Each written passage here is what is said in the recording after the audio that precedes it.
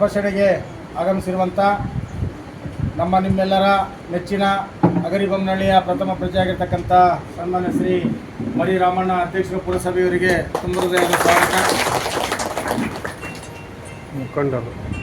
ಯುವ ಮುಖಂಡರು, ನನ್ನ ಆತ್ಮೀಯರು ಆಗಿರ್ತಕ್ಕಂಥ ಸಿಕಂದರ್ ಅವರಿಗೆ ಸುಸ್ವಾಗತ. ಮತ್ತೊಬ್ಬ ಮುಖಂಡರು ಆಗಿರ್ತಕ್ಕಂಥ ಹುಚ್ಚಪ್ಪಣ್ಣನವರಿಗೆ ಸಹ ಸ್ವಾಗತ. ಅದೇ ನಿಟ್ಟಿನಲ್ಲಿ ಇಡೀ 24 ಗಂಟೆನೂ ಪೌರ ಕಾರ್ಮಿಕರ ಆರೋಗ್ಯದ ಬಗ್ಗೆ ಚಿಂತಿಸುವಂಥ ಏಕೈಕ ವೈದ್ಯಾಧಿಕಾರಿಗಳಂದರೆ ನಮ್ಮ ವಿಶ್ವನಾಥ್ ಸರ್. ಅವರು ವಾಕ್ ಹೋಗ್ತಾನೂ ಬರ್ತಾನೂ ನಮ್ಮನ್ನೆಲ್ಲ ನೋಡ್ತಿರ್ತಾರೆ, ಹೆಂಗಿದೆ ನಿಮ್ಮ ಆರೋಗ್ಯ ಅಂತ ವಿಚಾರಣೆ ಮಾಡ್ತಿರ್ತಾರೆ. ಯಾಕಂದರೆ ಅಂಥ ಡಾಕ್ಟರ್ ಸಿಕ್ಕಿರೋದು ನಮ್ಮೆಲ್ಲರ ಭಾಗ್ಯ. ಈ ಕಾರ್ಯಕ್ರಮಕ್ಕೆ ಅವರು ಬಂದಿರೋದು ನಮ್ಮೆಲ್ಲರ ಪ್ರೀತಿ. ಅವರಿಗೆ ತುಂಬ ಹೃದಯದ ಸ್ವಾಗತವನ್ನು ಕೋರ್ತೇನೆ. ಅದೇ ನಿಟ್ಟಿನಲ್ಲಿ ನಮ್ಮ ಪುರಸಭೆಯ ಮುಖ್ಯಾಧಿಕಾರಿಗಳಾಗಿರ್ತಕ್ಕಂಥ ಶ್ರೀ MK ಮುಗಳಿ ಸರ್ ಅವರು ಈ ಆರೋಗ್ಯ ಶಿಬಿರಕ್ಕೆ ಆಗಮಿಸಿದ್ದಾರೆ. ಅವರುಗಳ ತುಂಬ ಹೃದಯದ ಸ್ವಾಗತವನ್ನು ಕೋರ್ತೇನೆ. ಆರೋಗ್ಯ ಇಲಾಖೆಯ ಹೆಲ್ತ್ ಇನ್ಸ್ಪೆಕ್ಟರ್ ಆಗಿರ್ತಕ್ಕಂಥ ವಿಜಯಕುಮಾರ್ ಸರ್ ಅವರಿಗೂ ಸಹ ತುಂಬ ಹೃದಯದ ಸುಸ್ವಾಗತ. ಅದೇ ನಿಟ್ಟಿನಲ್ಲಿ ಪ್ರಮೋದ ದೇವಿ ಆರೋಗ್ಯ ಇಲಾಖೆಯ ಸಿಬ್ಬಂದಿ, ಇವರಿಗೂ ಸಹ ತುಂಬ ಹೃದಯದ ಸ್ವಾಗತವನ್ನು ಕೋರುತ್ತಾ, ಆರೋಗ್ಯ ಇಲಾಖೆಯಲ್ಲಿ ಬಂದಿರತಕ್ಕಂಥ ಎಲ್ಲ ಸಿಸ್ಟರ್ಗಳಿಗೆ, ಅಕ್ಕಂದರಿಗೆ,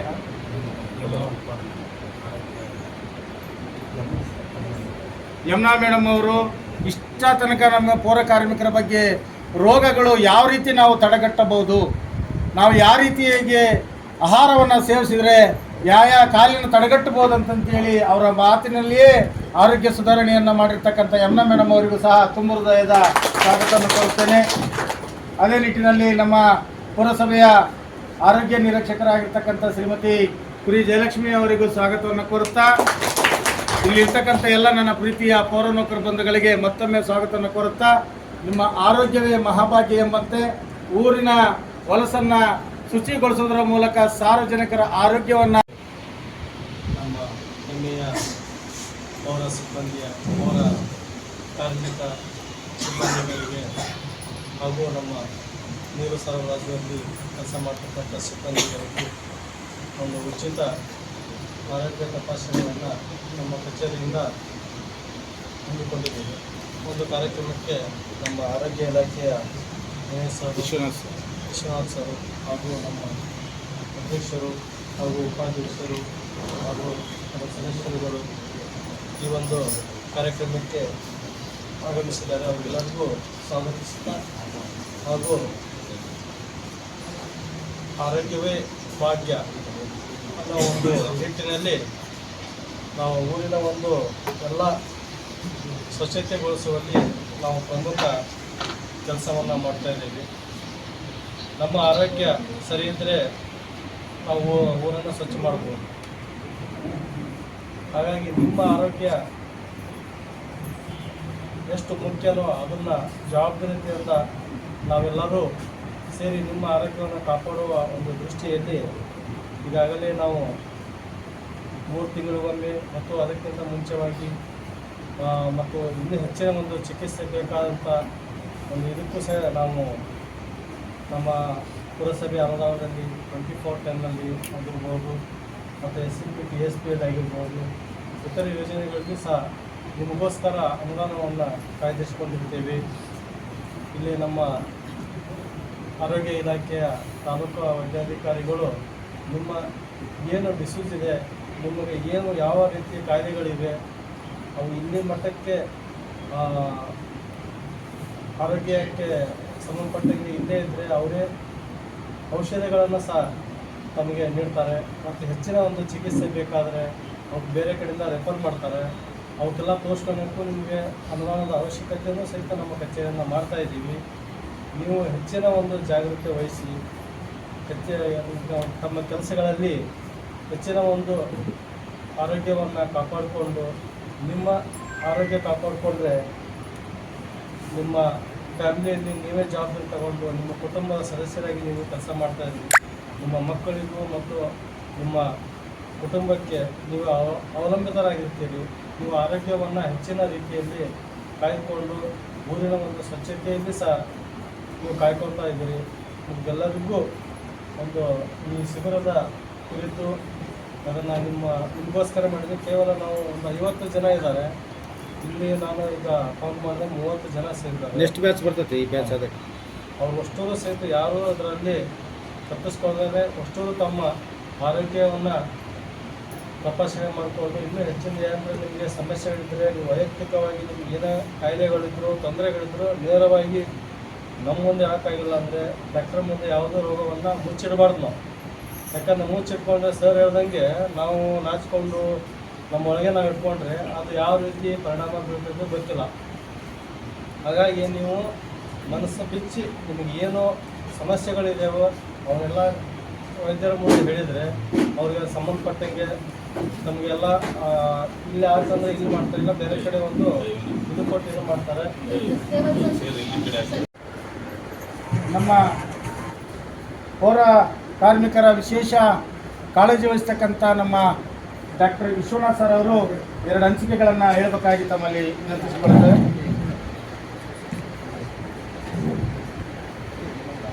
ವೇದಿಕೆ ಮೇಲೆ ಆಸನವಾದಂತಹ ನಮ್ಮ ಪುರಸಭೆಯ ಗೌರವ ಅಧ್ಯಕ್ಷರಿಗೆ ಹಾಗೂ ಸದಸ್ಯರಿಗೂ, ಆರೋಗ್ಯ ಸಿಬ್ಬಂದಿಯರಿಗೂ ಹಾಗೂ ನಮ್ಮ ಸ್ನೇಹಿತರಂಥ ವಿಜಯಕುಮಾರ್ ಹಾಗೂ ನಮ್ಮ ನೆಚ್ಚಿನ ಸ್ನೇಹಿತ ಪ್ರಭಾಕರ್ ಅವರಿಗೂ ನನ್ನ ಪರಿಚಯ ನಿಮಗೆ ಆಲ್ರೆಡಿ ಇದೆ. ಇದು ನನ್ನ 2ನೇ ಮೀಟಿಂಗ್. ನನ್ನ ಹೆಸರು ಡಾಕ್ಟರ್ ವಿಶ್ವನಾಥ್ ಗವೇಪ್ಪ ಅಂತ. ನಾನು ನಿಮ್ಮನ್ನು ಬೆಳಗ್ಗೆ 6 ಗಂಟೆಯಿಂದ ನಾನು ಆಲ್ರೆಡಿ ಸೂಕ್ಷ್ಮವಾಗಿ ಅಬ್ಸರ್ವ್ ಮಾಡ್ತಾ ಇರ್ತೀನಿ. ಡಾಕ್ಟ್ರದ್ದು ಮೊದಲನೇದು ಒಂದು ಚೆನ್ನಾಗಿ ಏನಿರ್ಬೇಕಂದ್ರೆ ಡಾಕ್ಟ್ರ್ ಕಣ್ಣು ಭಾಳ ಕರೆಕ್ಟಾಗಿರ್ಬೇಕು. ರೋಗಿ ಅವ್ರು ಹೇಳೋದಕ್ಕಿಂತ ಮುಂಚೆನೇ ನಾವು ನಮ್ಮ ಚೇಂಬರಿಗೆ, ನಮ್ಮ ರೂಮಿಗೆ ನೀವು ಬಂದು ಒಳಗೆ ಬರೋದ್ರಾಗೆ ನಾವು 50% ನಿಮ್ಮ ರೋಗನ ಆಲ್ರೆಡಿ ಕಂಡುಹಿಡಿದಿರ್ಬೇಕು. ನೀವು ಹೇಳಿದ ಮೇಲೆ ಒಂದು ಅರ್ಧ ಕೇಳ್ಕೊಂಡು ಗುಳಿಗೆ ಬರಿಬೇಕು ನಾವು. ಅದೇ ಥರ ಈ ಅಗ್ರಿಬೊಮ್ಮಳಿಗೆ ಬಂದು ನಾನು 7 ವರ್ಷ ಆಯಿತು. ನನಗೆ ಭಾಳ ಹೆಮ್ಮೆ ಅನ್ಸೋದೇನಪ್ಪ ಅಂದರೆ, ಹೆಮ್ಮೆ ಜೊತೆಗೆ ಇವತ್ತಿನ ದಿವಸ ಈ ವೇದಿಕೆ ಮೇಲೆ ಕುಂತರೋ ಜೊತೆಗೆ ನಮ್ಮ ಆರೋಗ್ಯ ಸಿಬ್ಬಂದಿ ನಿಮಗೆ ಇವತ್ತು ಅಭಿನಂದನೆಗಳು ಸಲ್ಲಿಸಲೇಬೇಕು ಚಪ್ಪಾಳೆ ಮೂಲಕ. ಕಾರಣ ಇಷ್ಟೇ, ನಾನು ಎಷ್ಟು ಸಲ ನೋಡ್ತೀನಿ ನಮ್ಮೂರು ಎಷ್ಟೋ ಕಾರ್ಯಕ್ರಮಗಳು, ಎಷ್ಟೋ ಸಮಾವೇಶಗಳು, ಎಷ್ಟೋ ಸಮಾರಂಭಗಳು ನಡೆದು ಅವತ್ತಿನ ಸಾಯಂಕಾಲ ನಾನು ಊರು ನೋಡೋಕ್ಕೆ ಒಂಥರ ಮನಸ್ಸೊಪ್ಪಲ್ಲ. ಬಾಳೆಕಂಬ ಬಿದ್ದಿರುತ್ತೆ, ಬ್ಯಾನರ್ ಬಿದ್ದಿರುತ್ತೆ, ಪಟಾಕಿ ಬಿದ್ದಿರುತ್ತೆ, ಏನೋ ಒಂದು ಹೂ ಬಿದ್ದಿರುತ್ತೆ, ಏನೋ ಒಂದು ಬಿದ್ದಿರುತ್ತೆ. ಮರುದಿವಸ ಬೆಳಗ್ಗೆ ನಾನು 6 ಗಂಟೆ 7 ಗಂಟೆಗೆ ನಾನು ವಾಕಿಂಗ್ ಹೋಗೋ ಮುಂದೆ ಜಾಗಿಂಗ್ ನೋಡ್ತಾ ಇರ್ತೀನಿ. ಪ್ರತಿಯೊಂದು ಇದರೊಳಗೆ ಆಲ್ರೆಡಿ ಸ್ವಚ್ಛತಾ ಕಾರ್ಯಕ್ರಮಗಳಿಗೆ ಆಲ್ರೆಡಿ ನೀವು ತೊಡಸ್ಕೊಂಡಿರ್ತೀರ. ಅದು ನನಗೆ ಭಾಳ ಹೆಮ್ಮೆ ಅನಿಸುತ್ತೆ.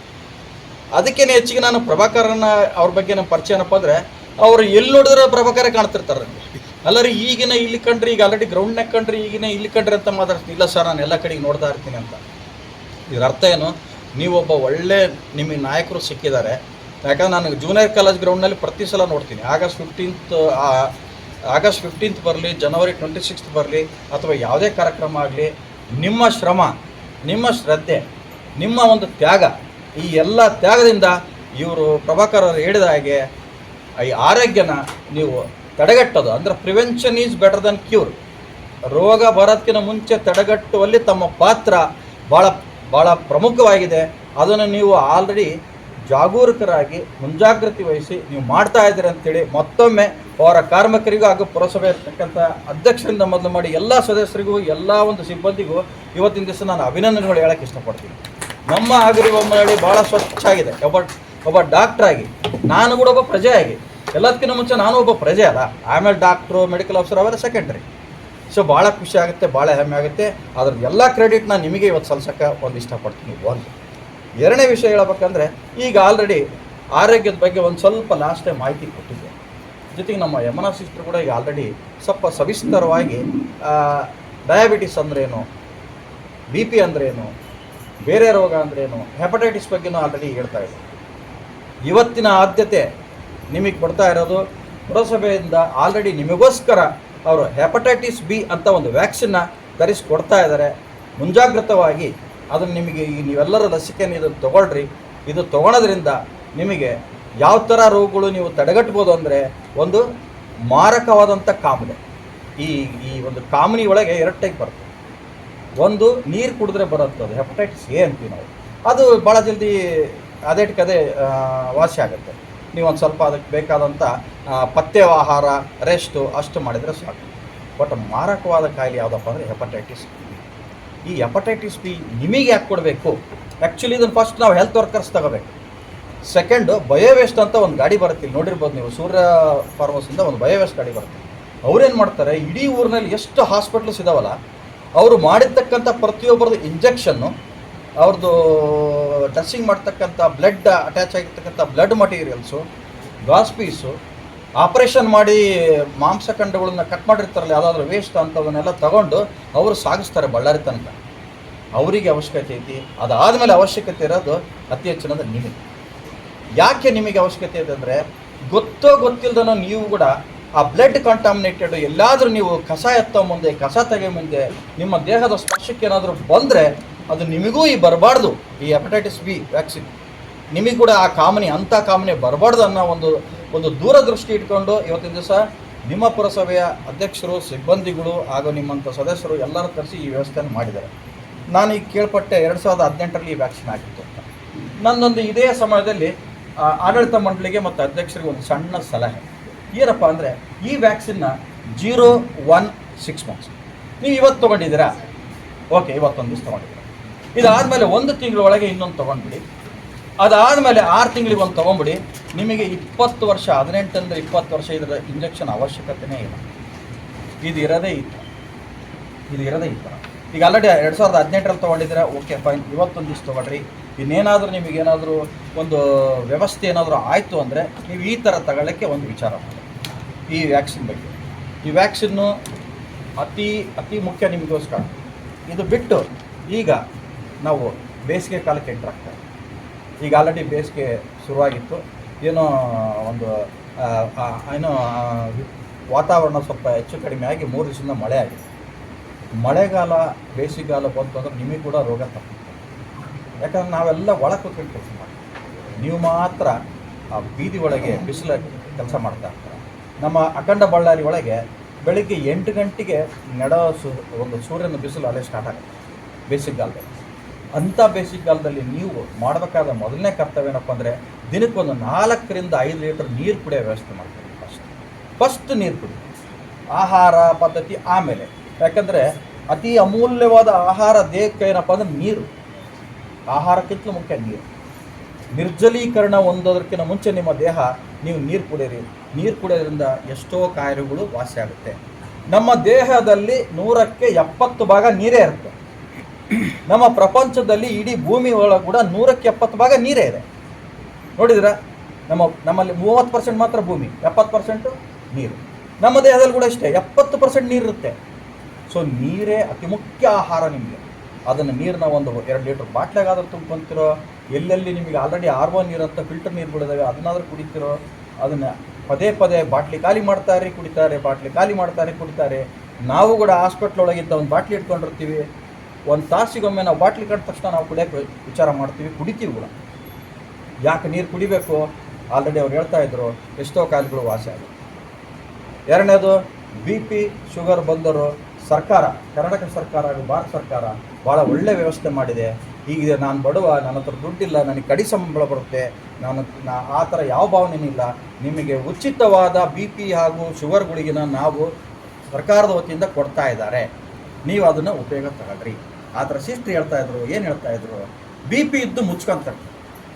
ಯಾಕೆ ಮುಚ್ಕೊತೀರಾ? ಶುಗರ್ ಇದ್ದು ಮುಚ್ಕೊತಾರೆ. ಯಾಕೆ ಮುಚ್ಕೊತೀರಾ? ನಾನು ಪೇಷಂಟ್ ಕೇಳಿದೆ, ಸರ್ ನಿಮ್ಮ 3 ಸಲ ಆಯಿತು, ನಾನು ನಿಮ್ಮ BP ನೋಡಿದ್ರೆ 180, 180 ನೀರೈತಿ, ಯಾಕೆ ನೀವು ಗುಳಿಗಿತ್ತು ಅಂತೆಲ್ಲ ನಾನು ಹೇಳಿದ್ರೆ, ಬಿಡ್ರಿ ಸರ್.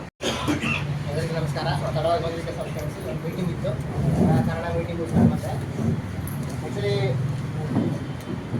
ಇವೆಲ್ಲ ನಮಗೆ ಹೇಳೋಕ್ಕಿಂತ ಚೀಫ್ ಆಫೀಸರಿಗೆ, ಅಧ್ಯಕ್ಷರಿಗೆ ಥ್ಯಾಂಕ್ಸ್ ಹೇಳೋದು ಭಾಳ ಒಳ್ಳೆಯ ವಿಷಯ. ಯಾಕಪ್ಪ ಅಂತಂದರೆ ಈ ಥರ ಕಾರ್ಯಕ್ರಮ ಮಾಡೋದೇ, ನಿಮಗೆ ಹೆಲ್ತ್ ಕಾಪಾಡದೆ, ಅವರೊಂದು ನಿಮ್ಮ ರಕ್ಷಣೆ ಮಾಡಿದೆ, ಅದೊಂದು ಒಳ್ಳೆ ಕೆಲಸ. ಹೆಲ್ತ್ ವಿಷಯ ಸಂಬಂಧಪಟ್ಟಂಗೆ ನಾವು ಬರ್ತಾ ಇರ್ತೀವಿ. ಯೂಶ್ವಲಿ ಅವ್ರು ಕರೆದಾರ ಬಂದು ಮಿಸ್ಸೇ ಮಾಡೋದು, ಸಾಮಾನ್ಯವಾಗಿ ಬರ್ತೀವಿ. ಯಾಕಪ್ಪ ಅಂದರೆ ಇದೊಂದು ಆಪರ್ಚುನಿಟಿ ನಿಮಗೆ ಹೇಳೋಕ್ಕೆ, ಏನೋ ಒಂದು ಆರೋಗ್ಯ ಸಂಬಂಧಪಟ್ಟಂಗೆ ನೆಗ್ಲಿಜೆನ್ಸಿ ಆಗಬಾರ್ದು. ನಿಮ್ಮ ಆರೋಗ್ಯ ಸಂಬಂಧಪಟ್ಟಂಗೆ ಆ್ಯಕ್ಚುಲಿ ನೀವು ಏನು ಮಾಡ್ತೀರಿ, ಎಲ್ಲ ಊರೊಳಗಿಂದ ಎಲ್ಲದನ್ನು ಸ್ವಚ್ಛ ಮಾಡ್ತೀರಿ, ನೀವು ಸ್ವಚ್ಛವಾಗಿರಲ್ಲ, ಅದೇ ಪ್ರಾಬ್ಲಮ್. ಸ್ವಚ್ಛವಾಗಿರಲ್ಲ ಅಂತಂದರೆ ಏನು, ಸ್ನಾನ ಮಾಡಿ ಸ್ವಚ್ಛವಾಗಿರೋದಲ್ಲ, ಮನಸ್ಸಲ್ಲಿ ಇರ್ತಕ್ಕಂಥ ಅನಾರೋಗ್ಯ ಬಗ್ಗೆ ಕಾಳಜಿ ಇರಲ್ಲ, ನಿರ್ಲಕ್ಷ್ಯ ಮಾಡ್ತಿರ್ತೀರಿ. ಇವಾಗ ಯಾಕಪ್ಪ ಅಂದರೆ ನೀವು ನಿಮ್ಮ ವರ್ಕಲ್ಲೇ ನೀವು ಬ್ಯುಸಿ ಆಗಿಬಿಟ್ಟಿರ್ತೀರಿ. ಹೌದಾ, ನೀವು ಎಷ್ಟೋ ಎಂಥ ಕಸಗಳು ಎಂಥದ್ದು ಹೊಲಸಾಗಿರ್ತದೆ ಎಲ್ಲ ತೆಗಿತೀರಿ. ಅದು ನೋಡಿದ್ರೆ ನಮಗೆ ಒಂಥರ ಜೀವ ಕೆಲಸ ಆ ಥರ ಕೆಲಸ ಮಾಡ್ತೀರಿ. ಆದರೆ ಆರೋಗ್ಯ ಉಳಿಸ್ಕೊಳ್ಳೋ ವಿಚಾರದಾಗ ನೆಗ್ಲಿಜೆನ್ಸಿ ಮಾಡ್ತೀರಿ. ಅದು ಮಾಡಬಾರ್ದು ಅನ್ನೋ ಒಂದು ಉದ್ದೇಶಕ್ಕೆ ಗೌರ್ಮೆಂಟ್ ಆಫ್ ಇಂಡಿಯಾ ಆಗಿರಲಿ, ಅಧ್ಯಕ್ಷರಾಗಿರಲಿ, ಪ್ರತಿಯೊಬ್ಬರು ಯಾಕೆ ನಿಮಗೆ ಚೆಕಪ್ ಮಾಡ್ತಾರೆ ಅಂದರೆ ನಿಮ್ಮ ಆರೋಗ್ಯನ ನಾವು ನಮ್ಮ ಕೈಲಿ ಏನಾದರೂ ಆಗುತ್ತಾ ಮಾಡಿ ಅದನ್ನು ಅವರಿಗೆ ನೋಡ್ಕೊಳ್ಳೋಣ ಅನ್ನೋ ಉದ್ದೇಶ. ಹೌದಾ, ಇದನ್ನು ನೀವು ಸದುಪಯೋಗ ಪಡ್ಸ್ಕೊಂಡ್ರೆ ಮಾತ್ರ ಇದು ಸಾರ್ಥಕತೆ. ಇವಾಗ ನಾವಿಲ್ಲೆಲ್ಲ ಬಂದ್ಬಿಟ್ಟು ಇದು ಟೆಂಪ್ರವರಿ ಅಷ್ಟೇ. ಹೌದಾ, ಒಂದು ORS ಕೊಟ್ಟು ದೊಡ್ಡ ವಿಷಯ ನಿಮ್ಮ ಆಸ್ಪತ್ರೆ ಬಂದರೂ ಕೊಡ್ತೀವಿ. ಹೌದಾ, ಸೊ ಆದರೆ ಇದು ಚೆಕಪ್ಪು ಟೆಂಪ್ರವರಿ.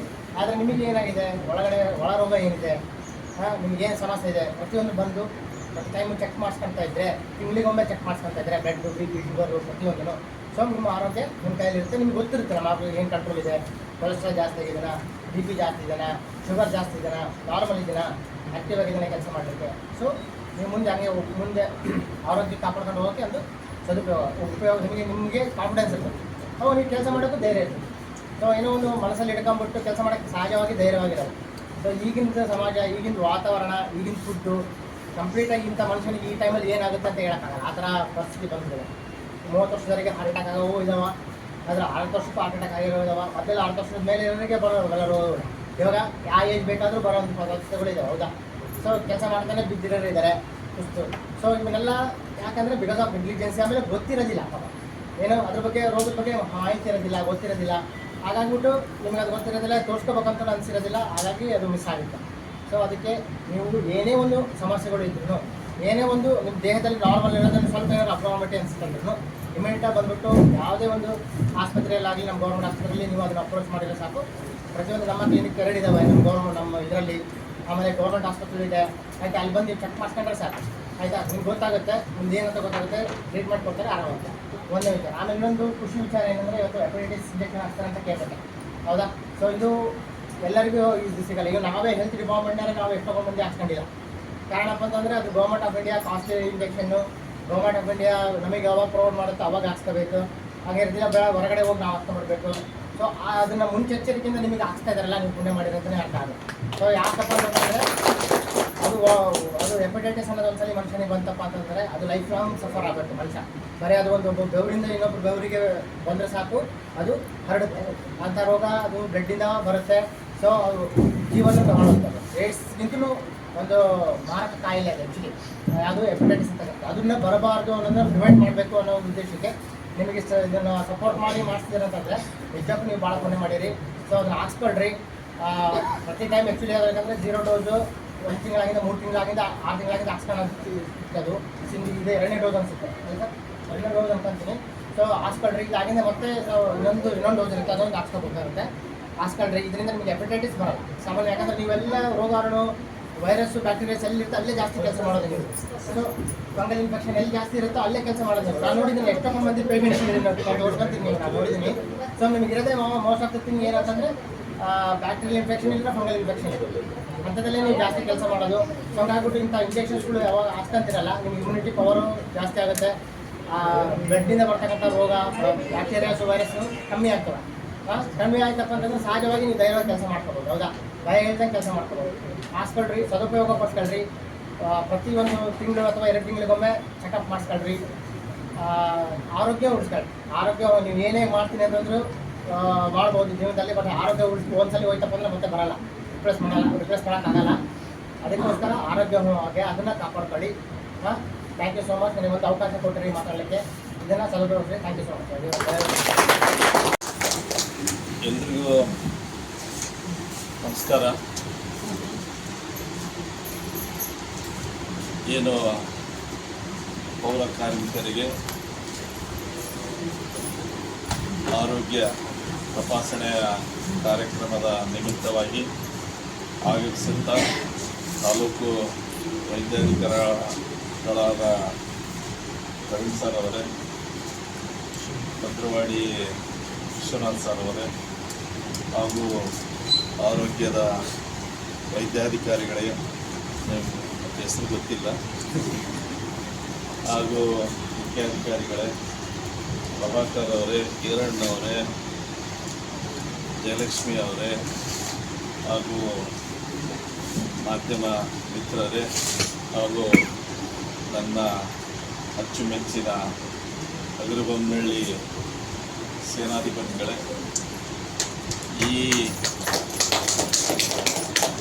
ಈ ಆರೋಗ್ಯ ಮೇಳ ನೀವು ಚೆನ್ನಾಗಿರಬೇಕು, ನಿಮ್ಮ ಆರೋಗ್ಯ ಚೆನ್ನಾಗಿರಬೇಕು, ನಿಮ್ಮನ್ನು ನಂಬಿಕೊಂಡಿರ್ತಕ್ಕಂಥ ಎಲ್ಲ ಕುಟುಂಬದವರು ನಿಮ್ಮ ಮೇಲೆ ಅವಲಂಬಿತವಾಗಿರ್ತಾರೆ. ಹಾಗೂ ಅಗರಿಬೊಮ್ಮನಹಳ್ಳಿ ಜನತೆಗೆ ಸ್ವಚ್ಛವಾಗಿ ಸ್ಪಷ್ಟವಾಗಿ ಏನು ಸುಂದರೀಕರಣವಾಗಿ ಮಾಡಲಿಕ್ಕೆ ಸಹ ನೀವೇ ವೈದ್ಯಾಧಿಕಾರಿಗಳು. ಈ ನಿಮ್ಮ ಆರೋಗ್ಯ ಏನು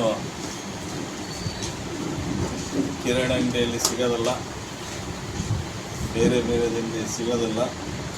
ವೈದ್ಯ ನಾರಾಯಣ ಹರಿ ಅಂತ ಡಾಕ್ಟ್ರುಗಳು ನಿಮ್ಮ ಆರೋಗ್ಯವನ್ನು ನೋಡಲಿಕ್ಕೆ ಬಂದಿದ್ದಾರೆ. ಏನು ನೀವು ಒಂದು ಕಾಯಿಲೆಯಿಂದ, ಸಣ್ಣ ಕಾಯಿಲೆಯಿಂದ ಕೂಡ ಬಳಲಬಾರ್ದು. ನಿಮ್ಮನ್ನು ಏನು ನಮ್ಮ ಪುರಸಭೆ ವತಿಯಿಂದ ಅಗರಿಬೊಮ್ಮನಹಳ್ಳಿ ಜನತೆಗೆ ಒಂದು ಒಳ್ಳೆಯ ಸಂದೇಶವನ್ನು ಕೊಡ್ತಾ ಇದ್ದೀರಿ. ಅದೇ ರೀತಿಯಾಗಿ ಏನು ಹೇಳಿದ್ರಲ್ಲ ಹೆರಿಗೆ ಡಾಕ್ಟ್ರು ಅಂತೇಳಿ ರಾಜೇಶ್ ನಾಯಕ್ ಅಂತೇಳಿ ಇವತ್ತೇ ಬಂದು ಜಾಯ್ನ್ ಆಗಿದ್ದಾರೆ. ರಾಜ್ಯದಲ್ಲಿ 11ನೇ ಸ್ಥಾನಮಾನ ಪಡೆದಂಥ ವೈದ್ಯಾಧಿಕಾರಿ ಅವರು ಸುತ್ತ ಇವತ್ತು ಜಾಯ್ನಿಂಗ್ ಆಗ್ತಾ ಇದ್ದಾರೆ. ಆಗಿದ್ದಾರೆ ಸರ್ ಡಾಕ್ಟರ್ ರಾಜೇಶ್ ಆಗಿದ್ದಾರೆ. ನಿಮಗೆ ಎನಿ ಟೈಮ್, ಯಾಕಂದರೆ ಡಾಕ್ಟರ್ ಪ್ರವೀಣ್ ಸರ್ ಅವರು, ನಾನು ಅವರ ಇಲ್ಲಿ ಇದ್ದಾರೆ ಅಂತೇಳಿ ನಾನು ಹೇಳ್ತಾ ಇಲ್ಲ, ಸುಮಾರು ಕರೆಗಳು ನನಗೆ ರಾತ್ರಿ 1 ಗಂಟೆ 1:30 2 ಗಂಟೆ ಆ ಟೈಮ್ನಲ್ಲಿ ಬರ್ತಾವೆ. ಹಳ್ಳಿಯಿಂದ ಬಂದಿರತಕ್ಕಂಥ ಪೇಷಂಟ್ಗಳು ಹಳ್ಳಿಗಳಿಂದ ರಾತ್ರಿ 1:30 ಫೋನ್ ಮಾಡಿದ್ರೆ, ಸರ್ ನಮ್ಮ ಲೀಡ್ರ್ ಮಿಸ್ಸಸ್ ಸರ್ ಹೊಟ್ಟೆ ನೋವೊಂದು ಬಂದಿದ್ದಾಳೆ, ಸ್ವಲ್ಪ ಹೇಳ್ರಿ ಸರ್ ಅಂತ ಇಮಿಡಿಯೇಟ್ ಫೋನ್ ತೊಗೊತಾರೆ ಅವರು. ಯಾರು? ಪ್ರವೀಣ್ ಸರ್ ಅವರು. ಆಮೇಲೆ ರಾಜೇಶ್ ನಾಯಕ್ ಸುತ್ತ ಆತ ಹಂಗೆ ಆರೋಗ್ಯ ಇಲಾಖೆ ಒಳ್ಳೆಯ ಸ್ಪಂದನೆ ಮಾಡ್ತಾ ಇದೆ ನಮ್ಮ ಅಗರಿಬೊಮ್ಮನಹಳ್ಳಿ ಜನತೆಗೆ. ಅದೇನು ಆ್ಯಂಬುಲೆನ್ಸ್ ವ್ಯವಸ್ಥೆ ಅಂದರೆ ಲಿಮಿಟ್ಸ್ ಇರುತ್ತೆ, ಇಷ್ಟು ಕಿಲೋಮೀಟ್ರ್ ಒಳಗಡೆ ಬಂದರೆ ಅವರಿಗೆ ಫ್ರೀ ಕೊಡ್ಬೇಕಂತೇಳಿ, ಫ್ರೀ ಇರುತ್ತೆ. ಹಾಸ್ಪಿಟಲ್